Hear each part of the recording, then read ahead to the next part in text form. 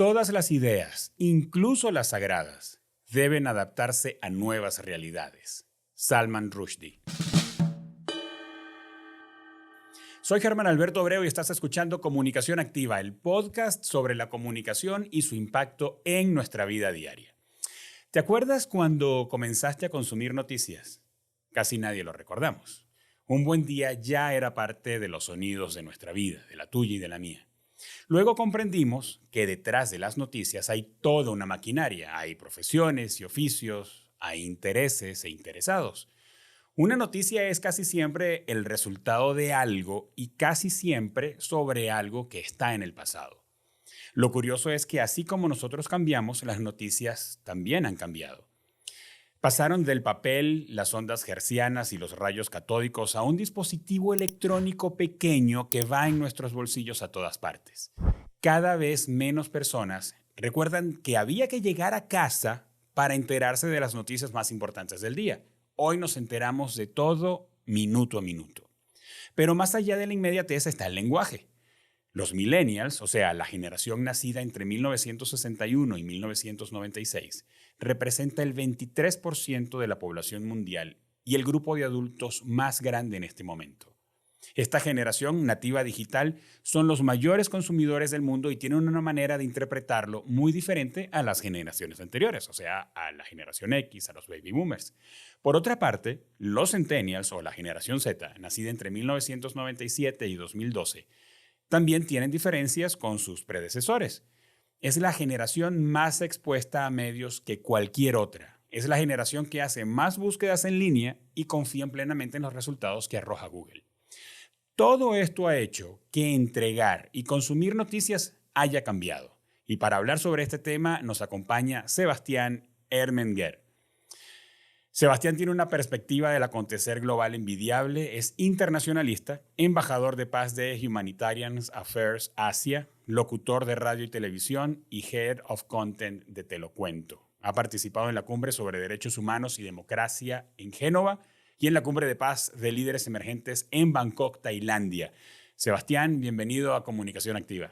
Germán, muchísimas gracias por la invitación. Un gusto estar aquí en Comunicación Activa. Gracias también a todo el equipo de Equipus. Gracias, Sebastián. Pues el gusto es nuestro y creo que hay bastante material e historia para que tengamos una charla, pues, interesante y que le agregue mucho valor a quienes nos oyen, ¿verdad?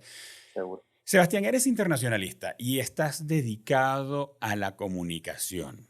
¿Lo planeaste así desde un principio o simplemente ocurrió? Como las cosas buenas de la vida no se planean. No, es que yo entré a relaciones internacionales con la idea de ser embajador de México en algún momento de mi vida, entrar al servicio exterior, la diplomacia y demás, y cosas de la vida te van llevando de repente a estar en otra trinchera, ¿no? Se lo debo en gran medida a una profesora española, 4º lugar olímpico en Atlanta, gimnasta y demás, que me invitó un día a formar parte de su programa de radio en Ibero 90.9 y empecé un 14 de febrero hablando de el amor y el sexo en la política, hablando de las relaciones de Donald Trump y demás. Así empecé y de ahí nos fuimos a la comunicación, al periodismo y demás. Empezaste con temas complicados, entonces te metiste de una vez en la candela. Mi primer día al aire fue interesante, sí, hablando de esos temas. Caramba. Ahora, ¿qué hizo que te quedaras, Sebastián? ¿Qué hizo que, en caso de que ya hayas cambiado de planes, qué hizo que te quedaras entonces con la comunicación y qué onda con el plan de el servicio exterior? No, creo que ya estoy completamente enfocado en periodismo, en comunicación, sin dejar el lado internacional, que es lo que me apasiona, y contar justo esas historias como lejanas, tratar de explicarlas a una audiencia mexicana o latinoamericana, que es lo que hacemos en Te lo Cuento.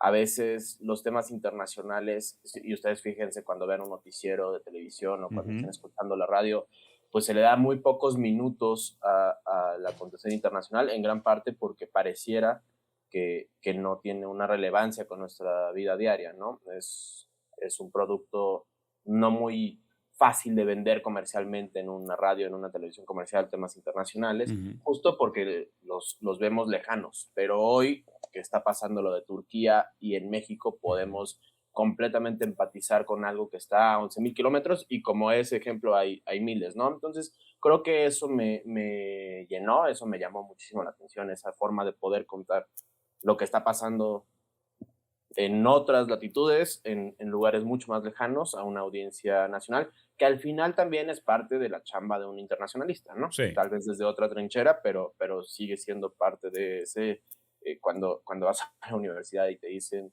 tus posibles salidas laborales, pues también está ahí la parte de comunicación internacional.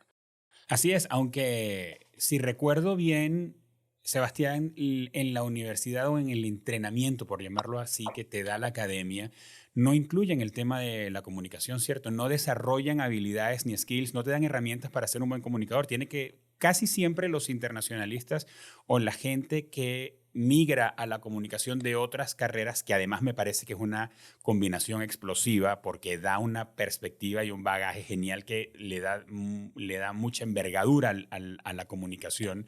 Vienen lo hacen por la pasión, no vienen y por el gusto y por el autodesarrollo, pero no vienen con habilidades que la universidad te entrega para ser un mejor comunicador. Totalmente, totalmente. Esos skills comunicativos no los tengo. Tal vez tengo la capacidad de analizar los fenómenos desde una perspectiva como internacionalista, pero sí esas, no sé, esos elementos de comunicólogo o de periodista, a mí me llama mucho la atención cuando nos invitan a foros Sí, académicos de las escuelas de comunicación y demás. Y un poco el disclaimer que les digo al principio es, yo no soy periodista, si estoy diciendo una incongruencia teórica, me disculpan, porque yo no me entrené como periodista, ¿no? Al final de cuentas, justo es un poco sobre la marcha y por el gusto de hacer lo que haces y la cotidianidad, ¿no? O sea, el trabajo diario, vas agarrando algunos elementos.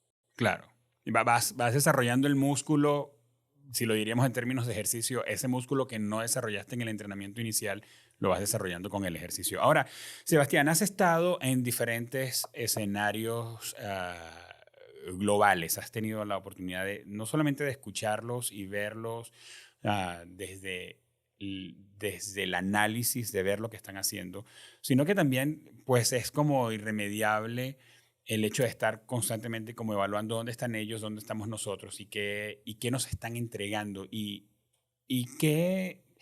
Ahí va mi pregunta. ¿Sientes alguna tensión entre la manera de ver el mundo del liderazgo actual en posiciones de poder y digo, quienes están hoy día en las posiciones de liderazgo? Y es un asunto que se habla mucho corporativamente, que los que lideran y están en las posiciones de poder generalmente son baby boomers y generación X, pero quienes están en la ejecución, quienes están haciendo que las cosas sucedan, quienes tienen la pala, el hacha, el asadón en la mano, son los millennials, son los que están ejecutando y de hecho son la mayor fuerza laboral en este momento, con los centennials que están entrando y ya van engordando en la masa laboral. ¿Sientes una tensión entre esa generación que está arriba en el poder y los que están ejecutando cuando son dos generaciones con dos maneras tan diferentes de ver el mundo, de interpretarlo y de comunicarlo? Yo creo que siempre entre generaciones hay esa tensión, ¿no? O sea, las generaciones más jóvenes vienen con una perspectiva, con un modus operandi, una forma de hacer las cosas que tal vez puede llegar a chocar con generaciones más grandes. También yo lo enmarcaría todo en un contexto donde nadie sabe qué va a pasar. O sea, Ujú, la humanidad está viviendo un contexto de incertidumbre ujú, por demás complicado que no veíamos tal vez en las últimas 3 décadas, con ujú, todo y todo lo que ha pasado. Entonces, o sea, sí veo esa oposición, sí veo también una diferencia cada vez más grande entre generaciones. ujú, Lo hablábamos fuera del aire, yo por pocos días soy centennial o ujú. millennial, estoy ahí en ese borde y, y caray, yo con Gen Zs de 21 años, o sea, sí hay un mundo de diferencia. Y no me quiero escuchar como mi tía, pero sí hay una forma de entender las cosas completamente distinta. Ya me quiero imaginar yo entre alguien que esté de 37, 38 años, conviviendo tal vez Así con es, un líder mundial de 60 y tantos, así ¿no? es. De 70, que es lo que vemos claramente en espacios, lo que yo observo como con más cotidianidad, espacios políticos, ¿no? Ujú, Sabemos estas tensiones entre una clase política mucho más grande así es. con nuevos liderazgos que jóvenes, y Sí, ahí la bronca también es cómo estos nuevos liderazgos logran mantener como su propia esencia y no se contaminan de ideas así más, es, más viejas con tal de llegar, pues, porque son los que están. así Entonces, es. un poco el proceso de imitación para llegar a donde está, a donde quieres estar. Sí, y aparte de la manera de hacer las cosas, me inquieta mucho la manera de decirlas y la manera de conducirse por todo aquello, por esto de que todo comunica, ¿verdad? Cómo los nuevos liderazgos o los liderazgos emergentes o las nuevas generaciones que van ascendiendo en posiciones de poder, de liderazgo, de gobierno, cómo hacen para diferenciarse de lo que ocurría antes. Por ejemplo, yo escuchaba o veo a Gloria Álvarez, esta candidata a la presidencia de Guatemalteca. Guatemala. Y creo que, como decíamos también antes de empezar a grabar, yo creo que no tengo mucho que decir más allá de que me incomoda y tengo que poner en el plato de las cosas que me incomodan probablemente un tema generacional. Porque, por ejemplo, ayer salía haciendo ejercicios diciendo que el liderazgo político de América Latina nunca le ha prestado atención a la salud del cuerpo y de la mente. No diría que nunca, diría que creo que de los últimos 10 años para acá vemos liderazgos políticos en América Latina que están metiendo el tema de la salud en la conversación. Mm. Pero ella tiene esa manera de comunicar que yo digo, lo que me preguntaba ayer era, ¿esto estará haciendo una diferencia para llevarla al poder? Porque un líder político, Sebastián, le habla a todos y recordamos esa máxima de la publicidad que decimos no hay ningún mensaje que sea bueno para todos, o sea, o lo enfocas o no va a ser bueno para nadie.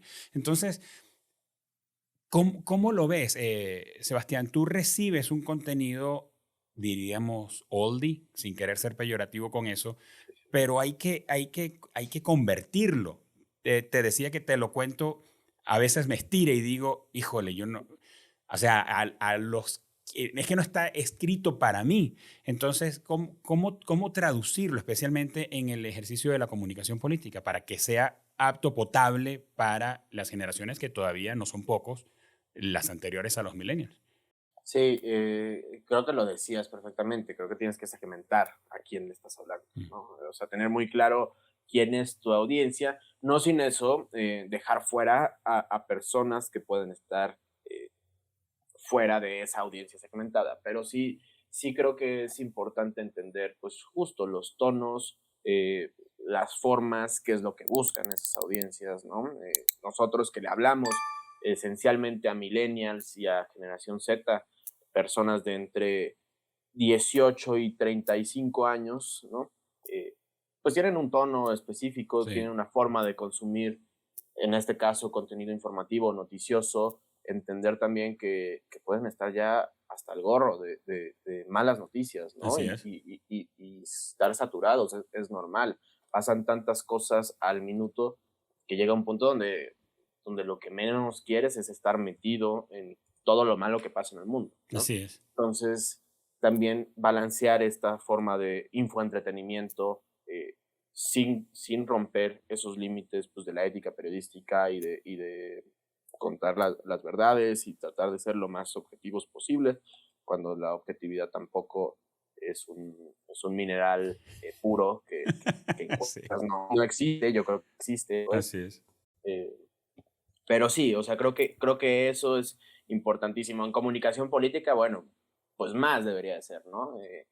Tú hablabas ahorita de Gloria Álvarez y del fenómeno en Guatemala. Creo que también pasa mucho en las zonas urbanas eh, con cierto acceso a un mundo globalizado. Ujú, Los temas que ujú. impactan en la vida política pueden ser otros Así es, a la periferia de los países, así ¿no? es. Justamente salud mental, derechos reproductivos, derechos de la diversidad sexual, medio ambiente, que son temas importantísimos, pero que tal vez en un país, en ciertas zonas de Guatemala, estuve hace 2 semanas allá, pues tal vez esos no sean los Así es. asuntos importantes Ujú, para un grueso de la población en estos momentos, ¿no? Un poco lo que vemos en el caso de El Salvador, ¿no? Al ujú, ladito. ujú.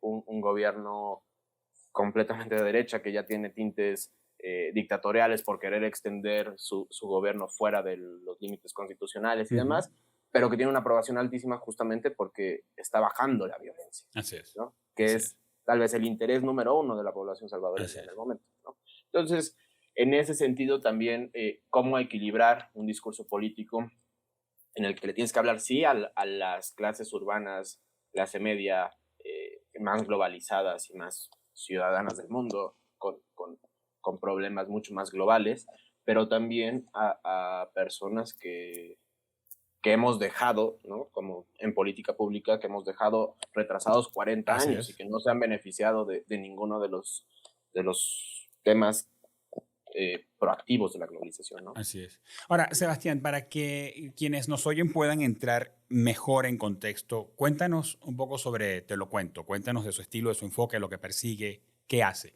Sí, mira, Te lo cuento nació como un newsletter, ¿no? Ok. En esa idea de nuestra fundadora, Sofía Torres, cuando estaba haciendo su MBA en Madrid, de que no había un boletín informativo fresco, dinámico, donde te enteraras en 5 minutos de lo que estaba pasando en tu país y en el mundo. ¿No?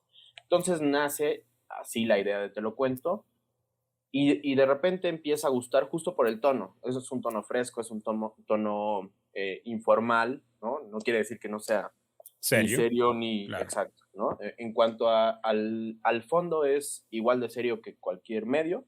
La forma es la que cambia y la Correcto. forma es la que estamos tratando justo de innovar todo el tiempo, ¿no? Entonces nace como un newsletter, de repente gusta mucho, tanto en México como en Colombia, hay una audiencia importante colombiana, porque una de las socias fundadoras era de allá, y evoluciona como cualquier startup de medios de comunicación que va un poco agarrando el camino y tratando de incorporarse a las nuevas tendencias, ¿no? Entonces le salen hijitos en Instagram, en TikTok, en Facebook, en Twitter, se le crea un podcast que ahora nos lo acabamos de relanzar hace 3, 4 meses con Dudas Media, que es la productora detrás de podcasts como Se Regalan Dudas, Despertando, Durmiendo y demás. Su página de internet ya no solo es un newsletter, sino ya es un grupo de medios. Se adquirió un medio de Monterrey que se llama Business Tribe, que es más enfocado como a temas empresariales y demás. Entonces, justo fue creciendo como un grupo de medios de comunicación enfocado a millennials y a Gen Z, ¿no? A generación Z. Siempre con la idea de un poco rebajar esta forma de comunicar tan de círculo rojo y muy profesional, ¿no? Tengo un buen amigo que él sí es periodista y que dice que hay 3 tipos de periodismo. 2, el que le gusta a él, que es el de Martín Caparrós, que la lluvia y la gota caía, ¿no? Y es muy bonito de leer, pero dice, ese a mí me gusta, pero no sirve de nada. Luego hay 2 que sí sirven. Uno es el del país y el de estas grandes investigaciones donde se meten a analizar contratos y folios y fichas y entonces tú lees la estafa maestra y no entiendes nada, pero ya causó un revuelo político. Ese sí sirve, dice este amigo. Y el otro, que es el que ustedes hacen, que es bajar toda esa información, digerirla, condensarla y presentarla en un formato amigable y sencillo. Un poco creo que eso sería el objetivo de Te lo cuento en sus distintas plataformas, ¿no? Tratar de explicarte todo lo que está pasando, darte las noticias más importantes en una curaduría que nosotros hacemos, el equipo de la redacción, y en un tono amigable, formal. Cuando se puede meterle algún chiste, hay notas obviamente que no se prestan para bromear, hay Claro. otras que sí, que puedes tal vez jugar con ciertos elementos pues, de la redacción que te funcionen, ¿no? Ahora, la Universidad de Oxford hizo un estudio y mencioné algunas cosas allí al principio en la introducción. Y, por cierto, en la introducción para quienes les gusta como ir más lejos con respecto a las fuentes, mencioné algunos datos de un estudio de la Universidad Autónoma del Estado de México de mediados del año pasado que está realmente extraordinario ese estudio. Se llama Consumo de contenidos digitales, un comparativo entre millennials y centennials. Pero la Universidad de Oxford, entre uno de sus estudios, encontró que más de la mitad de los millennials consumen noticias a través de redes sociales. Y está bien soportarlo a partir de un estudio, pero creo que los que vivimos en el mundo real nos damos cuenta que es así.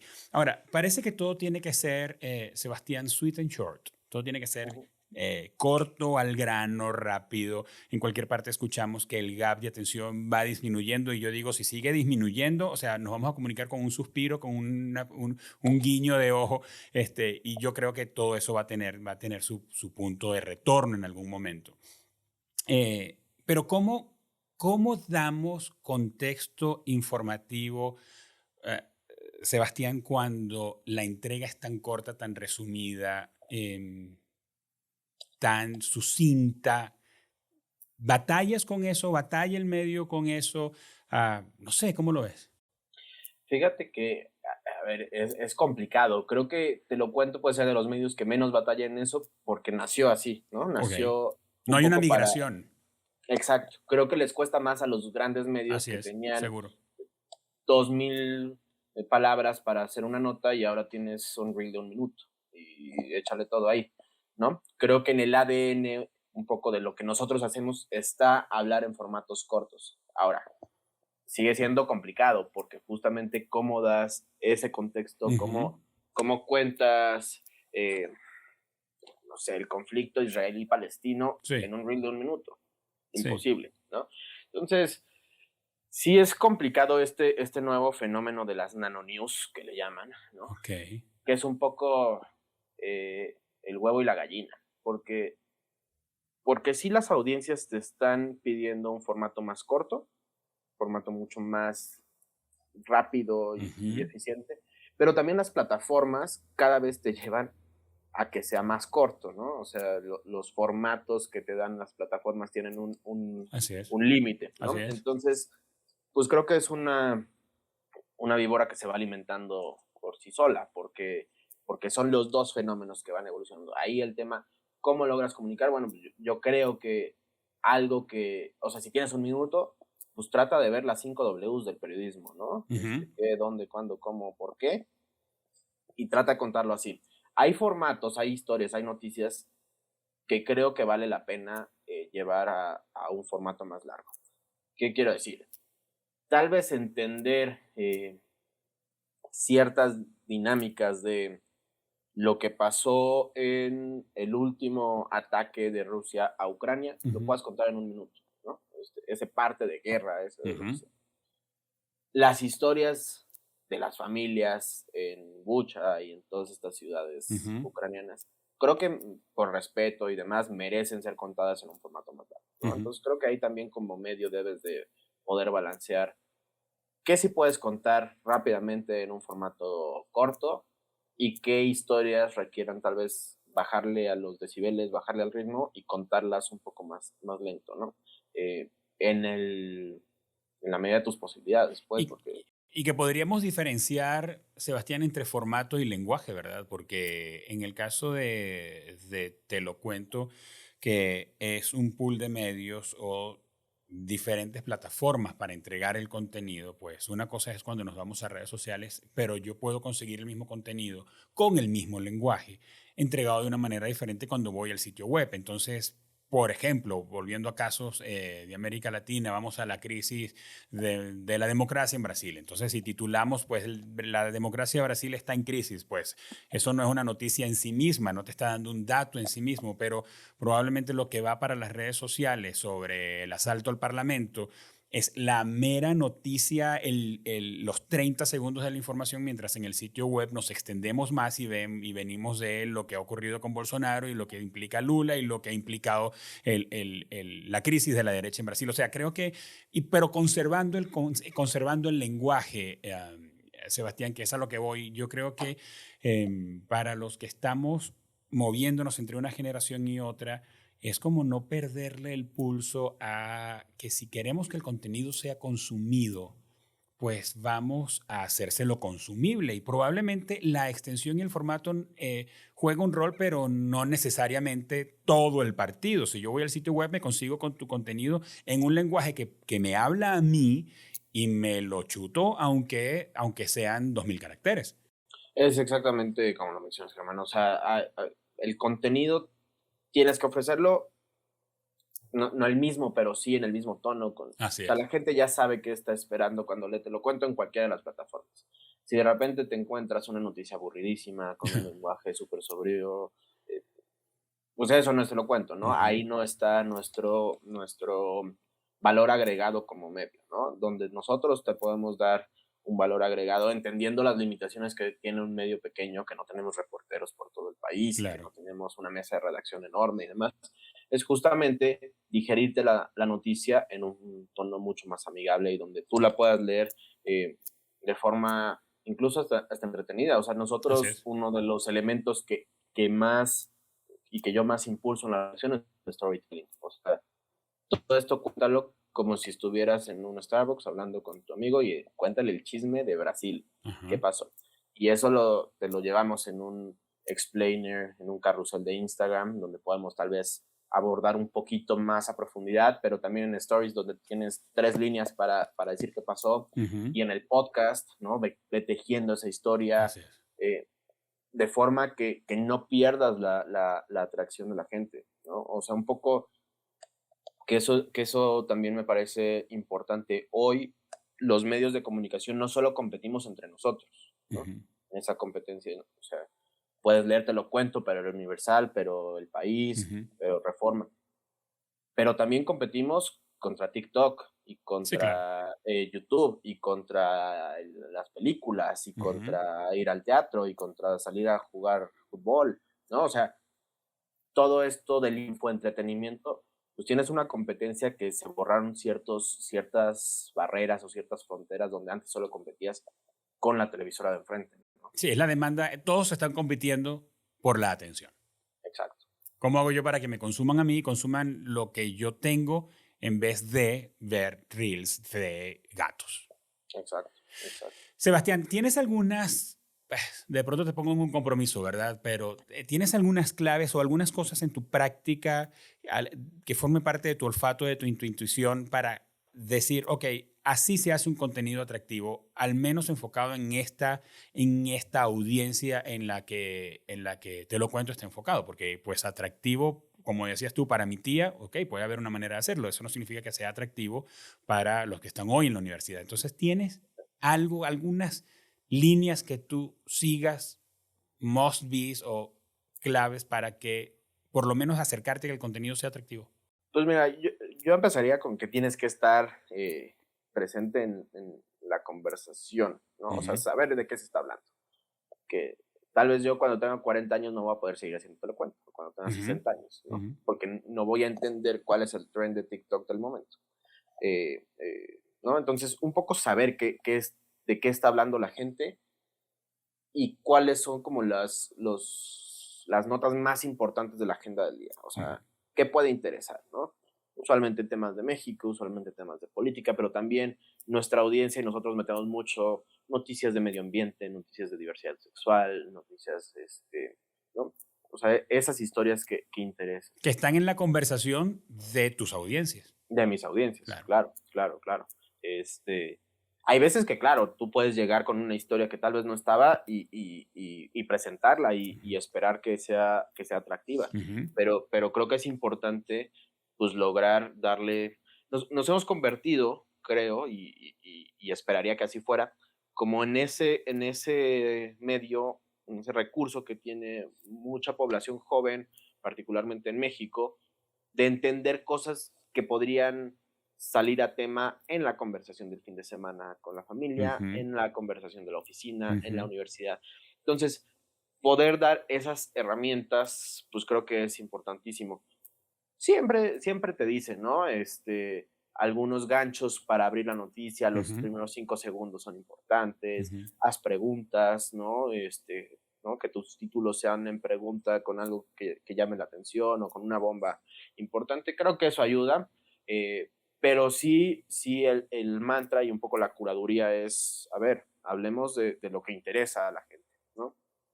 Metámonos, como decías al principio, vamos a meternos en la conversación de la gente y traernos de pronto entonces temas que no están en la conversación de ellos, pero la manera como yo te lo presento, tal cual como ocurre en un café. O sea, estamos echando cuentos y tú traes un tema y lo metes en la conversación y lo conviertes en un tema interesante. Totalmente. Oye, Germán, ¿sabías qué pasó en Correcto. Brasil? Y te vas ahí contando esa historia, ¿no? También un poco lo que hacemos tal vez en los carruseles, que es donde más podemos explicar noticias o historias, Ujú. es tu slide 2 tiene que contestar la duda que te generó el slide 1, ¿no? Ujú. Entonces vas hilando ahí un trenecito de información donde cada vez que le das a la derecha, Claro. te conteste la duda que te generó la imagen que estás viendo. Ahora, hablando de esto de la generación, Sebastián, voy como por un lado filosófico, pero ¿ves a la sociedad más tolerante porque los valores de la diversidad están más expuestos, en tanto que nos conocemos más y nos identificamos más como diferentes? Estoy más abierto a conocer más, a respetar, a escuchar más. ¿O ves a la sociedad más intolerante porque al mismo tiempo somos más susceptibles? Ahora, eh, casi que cualquier cosa nos ofende, por cualquier cosa nos sentimos atacados, por cualquier cosa sentimos que nos irrespetan o nos menosprecian. ¿Cómo ves eso? Bueno, y tengo otra siguiente pregunta, pero no la mezclo. ¿Cómo ves a la sociedad hoy día? Triste y afortunadamente más intolerante. Ujú, Creo que tiene los dos componentes. ujú. Afortunadamente es una sociedad más intolerante porque sí esa intolerancia a fenómenos sociales, a dinámicas de segregación y demás, Así creo es. que somos más intolerantes a ello y eso es Ujú, muy bueno, ¿no? O sea, esta generación de cristal que a veces se escucha, pues sí ha logrado impulsar ciertas agendas de derechos así es. humanos importantísimas, Así ¿no? es. Es un péndulo como todo en la vida humana y social, ¿no? Tal vez estemos en el extremo del péndulo y se irá centrando. Pero sí esta cultura de señalar y de ser activos y de protestar y ser intolerante a la intolerancia Ujú, nos ha ayudado a impulsar agendas que considero yo importantísimas ujú, en la vida en sociedad. Ahora, también somos intolerantes para cosas donde no deberíamos de serlo, ¿no? ujú. Y hay una intolerancia ante la opinión del otro, hay una intolerancia ante quien piensa distinto, Sí. ¿no? Que eso es particularmente peligroso y lo vemos en todos lados, o sea, no es por nada que hay países, la gran mayoría hoy lamentablemente, con una polarización terrible. Sí. Y llámalo México, y llámalo Estados Unidos, ni qué decir de Colombia, Brasil, Perú, Sí. Israel, España, países donde antes funcionaba una democracia medianamente decente, funcional. Funcional. Sí. Sí, sí. Hoy ves que es un caos y que se están repensando muchas cosas de la esencia democrática de los países, en gran parte por la intolerancia y por la polarización de la Ujú. sociedad, ¿no? O sea, cada vez somos menos abiertos a escuchar otras ideas, a reflexionar ante ellas, a cuestionar nuestras propias formas, perdón, de ver y de analizar la vida. Entonces, eso sí me parece muy complicado y lamentablemente no veo que tenga un buen puerto a donde vaya a llegar. Es como si estuviéramos estirando la misma cuerda hacia polos opuestos, Completamente ¿verdad? opuestos. Completamente En opuestos. algún momento puede romperse. Con eso que dices, me recuerdas algo de estos días, aquí por un pleito entre un par de familias. Aquí en la ciudad donde vivo, uno de ellos mató la mascota, el perro. Fue un tema entre familias, vecinos, por un tema del comportamiento de las mascotas. Y mató a la mascota de uno de ellos, un perro. Y en estos días, pues, en la ciudad han habido manifestaciones, pues los vecinos caminando por la calle, pero ya no son solamente los vecinos de ese lugar, por la cantidad de gente, por el tema de mataste a una mascota, hermano. Entonces, pensaba en eso que dices acerca de una sociedad que es más intolerante con cosas con las que aplica ser intolerante. Yo creo que hace algunos años no demasiados, nadie iba a salir a protestar porque mataron un perro. Hoy día tenemos a una sociedad más sensible a cosas que importan y quisiéramos creer que nos hace sensible a eso porque también les importan a otras personas. O sea, ese perro era un ser querido de alguien, no solamente por el hecho de ser una mascota, pero el asunto es que sean ahí en ebullición temas que antes pues sencillamente se daban por descontados, como el trato a las mujeres en los ambientes laborales o fuera de los ambientes laborales solamente por el hecho de ser una mujer. Antes se daba por descontado que eso es así y funcionábamos así. Hoy día no se acepta y esas son las cosas que coincido contigo en que ha estado padre que seamos intolerantes ante esas cosas. Pero, Sebastián, cuando miras hacia adelante, eh, con plataformas digitales, redes sociales, el contenido on demand mandando, un aumento del sesgo porque cada quien consulta más frecuentemente las fuentes que están alineadas con sus creencias, menos disposición a contrastar noticias viendo lo que dice este estudio sobre los centennials que pues creen casi ciegamente lo que dice la web y no están dispuestos a contrastar que si alguien lo dice diferente. ¿Qué ves hacia adelante? ¿Cómo ves los próximos años en el consumo noticioso?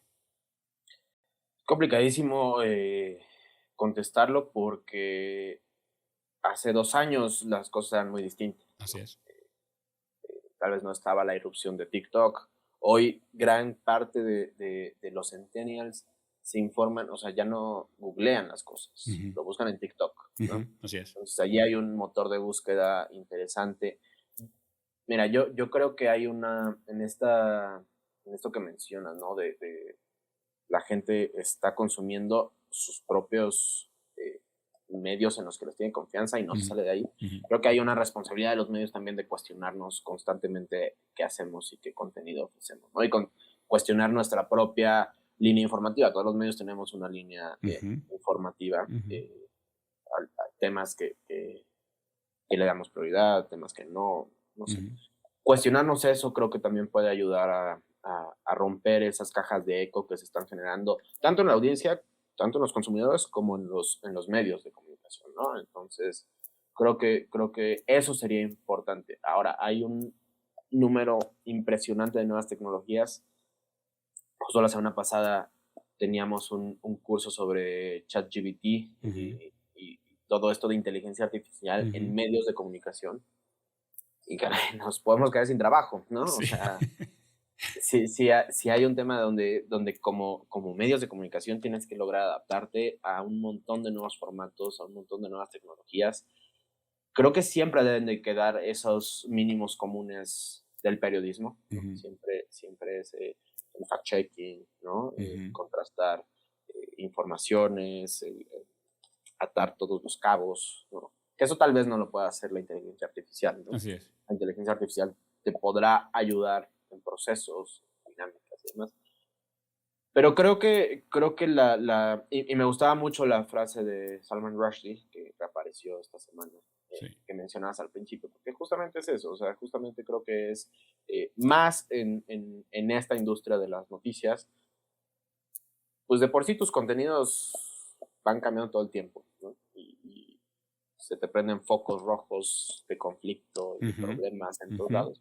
Pues eso te involucra y te obliga a estar como en constante reinvención, pero también en formatos y también en nuevas formas de presentar las noticias, tratar de ser innovador todo el tiempo y de no dormirte en los laureles, aunque te esté yendo bien, tratar de siempre encontrarle una nueva variante en la que puedas, pues tal vez ofrecer algo distinto, ¿no? Y tener presente que va a ser temporal. Si te está yendo bien, va a ser temporal. Totalmente. Eso es eso es ley de vida, o sea, ¿no? Ahora, Puede Sebastián, tener una buena racha y se acaba. mira, para ir cerrando, queremos conocerte un poco más. ¿Cómo haces esa transición o esa mutación, diría yo, en estar entre medios tradicionales y medios digitales o medios analógicos y medios digitales? Estás en la radio y la televisión, luego creas contenido y miras contenido para medios, para nuevos medios, que no sé por cuánto tiempo más le vamos a decir así, ahora solamente una Sí. etiqueta. Pero ¿cómo haces? ¿Cómo haces esa transición diariamente? Mira, es interesante. Yo, la verdad es que trato de siempre ser suficientemente fresco con donde esté, o sea, dando noticias o lo que sea. Mi programa en radio se llama Tengo Otros Datos, Ujú. entonces ya desde ahí le das un tono más irreverente a la noticia, Sí, ¿no? sin duda. Entonces, son 2 monstruos completamente distintos, o sea, estar al aire en radio es un monstruo completamente distinto Sí. porque estás en vivo y estás con un grupo de gente que está produciendo y demás. Ujú, Acá un poco es más artesanal la chamba, te lo ujú, cuento, ¿no? Es ujú. más una redacción que aparte la tenemos distribuida por todo el país. Como todo es home office, pues todo el mundo está donde quiere estar. Claro. Pero yo creo que, a ver, eso es un poco lo que hemos estado hablando. Mientras tú logres impactar a la audiencia con la información que des, o sea, ese es el objetivo, ¿no? O sea, lograr que ese mensaje que tú estás dando, pues llegue, ¿no? En radio yo hablo de temas internacionales, lo cual, como hablábamos al principio, te pone un reto importante ya de entrada, ya por esencia, porque Ujú.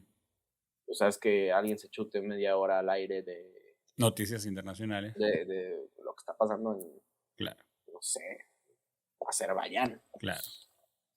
Mejor pongo Spotify o lo que sea, ¿no? Entonces, de por sí que la radio es como esa concepción de que podcast kill the radio, ¿no? Sí. Entonces, pero bueno, creo que es lograr entender la audiencia, es tratar de ser, o sea, generar un personaje, ¿no? En el buen sentido de la Ujú, palabra, ujú. donde puedas impactar a tus distintas audiencias, estén donde estén detrás de la radio, estén checando su celular, estén viendo la televisión, escuchando un podcast, lo que sea.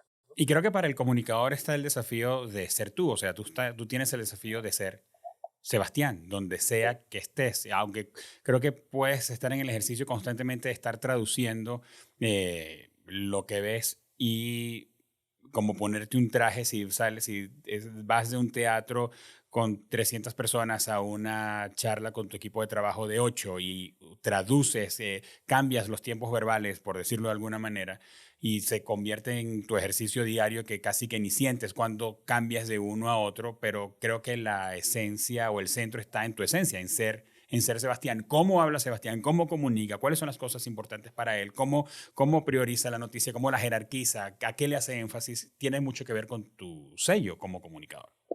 de acuerdo, de acuerdo. Sebastián, ¿qué hace un Head of Content traducido al español, un cabeza de contenido de un medio como el caso de Te lo cuento, el rol que tú juegas? Sí, sí, sinónimos hay muchos, ¿no? Director editorial, jefe de Ok. contenido, demás. Realmente la chamba es un poco ver por dónde va la edición del día siguiente, ¿no? O sea, Ujú, qué temas tenemos que hablar, hacer una... Cómo funciona mi día es yo me despierto y me echo todos los periódicos, ¿no? Veía ujú. en tu línea, en tu escrito que me mandaste antes, que antes así se consumían las noticias. Ah, sí, Bueno, sí. yo en ese sentido puedo ser muy tradicional, tal vez no en el papel, pues si no tendría esto en lugar de libros, estaría lleno de periódicos de toda la vida, pero me meto a todas las páginas, ¿no? A ver qué está pasando, un poco checas Twitter, un poco como que abres el día Ujú, tratando de ver el bosque de qué es lo que puede ocurrir, ¿no? Eh, Hablo con mi equipo, vemos qué vamos a llevar, cuál es nuestra nota principal, nuestras notas secundarias, nuestras notas más cortas, en cada uno de los formatos, ¿no? La redacción se divide para beneficio de la audiencia y que entiendan un poco cómo funcionan los entresijos de Te lo cuento. Se divide en newsletter y sitio web y el podcast, ¿no? ujú. Son como 2 equipos de redacción. ¿El podcast ocurre diario? Diario Ok, también, sí. Sí, es un daily de 7 8 ok. minutos, ¿no? Al día. Entonces, un poco es ver eso, es acordar con el equipo a ver cuáles temas van, ir verificando también, bueno, como siempre, a veces el día laboral tiende a, ya que no estoy yo escribiendo, antes yo escribía todas las notas, Ujú. ahora que hay una redacción, pues también temas administrativos y Sí. cosas demás que siempre hay que ver. Eh, También ir buscando ¿no? Preparando reportajes más de largo aliento, cosas así, ir verificando con el equipo de reporteros y al final del día hacer un cierre de edición, ¿no? Nos juntamos toda la redacción a afinar ciertos detalles. Yo leo todas las notas, hago ajustes y mandamos a publicar, a grabar, a lo que sea, ¿no? Es un poco la coordinación desde arriba de los temas que toca el medio de comunicación, ¿no? Entonces sí sigue, aunque el formato es digital y estamos en plataformas digitales, sí sigue como el cronómetro del día marcando las acciones, ¿verdad? O sea, te escucho y me suena todavía a prácticas de la redacción tradicional de un periódico, o sea, que te levantas y no sé qué, como si tuvieras que ir a imprenta al final, ¿sabes? Cuando era prensa escrita, pues tenías la prisa de que a las 5 de la tarde más tardar tenía que estar todo escrito y listo y corregido porque se iba para imprenta, porque antes de medianoche empezaban los periódicos a salir en su primera edición. ¿Se parece un poco todavía con ese Mira, crono? yo justo lo hablaba la semana pasada con un amigo y le decía, si tuviera 3 deseos, uno sería estar una semana con el director editorial del Universal o del Reforma para ver qué hacen, o sea, porque como no soy periodista no tengo ni idea qué hacen. Yo hago lo que... Pero creo que sí, o sea, creo que funciona así por el sentido, en nuestro caso, de que tenemos una edición al día, Claro. ¿no? Del newsletter y del Del podcast. newsletter, del podcast, sí, de las stories que salen en Instagram. Ok. Publicamos 2 videos diarios, ya sea en TikTok, o sea, en TikTok y en Reels, ¿no? Con información, cosas así. Entonces, sí vas un poco sobre la noticia, Ok. ¿no? Entonces, en ese sentido, hay un proceso, o sea, no mandamos a imprimir Ajá. cientos y cientos de periódicos, pero sí mandamos a grabar el podcast y hay un proceso Correcto. de postproducción diario, ¿no? Y de ingenieros en audio que meten ahí. ¿Y a qué hora está disponible el podcast? Todos los días a partir de la medianoche. Ah, ok. Y lo grabas entonces al final del día anterior. Lo grabo, ajá. Nosotros trabajamos de domingo a jueves, pues, para que las Ok. ediciones salgan de lunes a viernes, ¿no? Ok. Trabajamos las noticias un día antes. Entonces, en ese sentido, sí funciona como una redacción tradicional donde tenemos un cierre. Digo, lo que podemos hacer es, si ya se imprimió, Ajá. puedes Por decirlo de volverlo a esa manera. cambiar, ajá, por decirlo de esa manera. Nosotros sí podemos, pues, volverlo a imprimir, ¿no? O sea, si hay Claro, una actualización, pues te metes a las claro. 12 de la noche a moverle, ¿no? Está bien. Pues súper interesante, Sebastián. Mil gracias por habernos regalado estos minutos para entenderte, para entender mejor el periodismo, entender mejor cómo se está relacionando este oficio y esta profesión con las nuevas generaciones y además, como dices, los entresijos y los vericuetos de la redacción de un medio, como es el caso de Te lo cuento. Dinos, Sebastián, porfa, compártenos. ¿Dónde conseguimos a Te lo cuento? ¿Se escribe de una manera particular? Sí. ¿Y por dónde nos recomiendas conectarnos con el medio? Nos encuentran en todas las redes sociales, plataformas de streaming, como Te lo cuento TLK, se escribe justo Te lo cuento KW, Ujú, ento. ujú. Si le ponen TLK aparecemos, ¿no? Ok, Spotify, Instagram, Snapchat, TikTok, donde quieran. Telocuento.com es nuestra página, ahí se pueden suscribir al newsletter, les llega el boletín informativo todas las mañanas a las 7 de la mañana, su correo. Ahí los estamos molestando en su bandeja de entrada con las noticias más importantes. buenísimo. Y en la descripción de este episodio van a conseguir esta información que nos está compartiendo Sebastián, así que pueden ir a la descripción y también allí en la descripción van a conseguir las redes sociales o cómo conectarse y seguir a Sebastián pues en su vida diaria y en lo que esté dispuesto a compartirnos a través de sus redes sociales. Sebastián Ermenger, gracias, amigo, por haber compartido con nosotros en este episodio. Germán, muchísimas gracias, un gustazo, la verdad, muy rica la plática.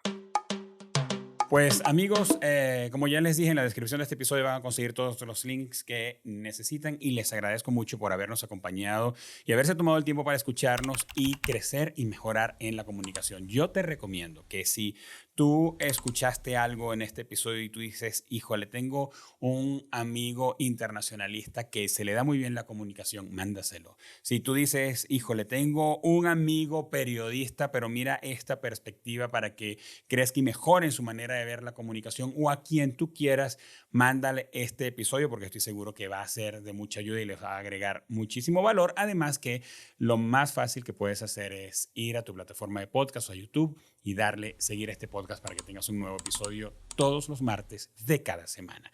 ¿Necesitas ayuda para llevar las comunicaciones de tu marca a un nuevo nivel, a un mejor nivel? Pues háblanos en www.kipusmx.com. Estamos listos para ayudarte. Tú nos escribes allí al cajón de comentarios que vas a conseguir en el sitio web y nos ponemos en contacto contigo lo antes posible. Este podcast es una producción original de Kipus y es posible gracias al compromiso y el profesionalismo de Mariana Moreno en la producción, de Eva Daniela Abreu en la coordinación de redes sociales y Óscar Osorio en la postproducción del audio y del video. Nos escuchamos y nos vemos en un siguiente episodio.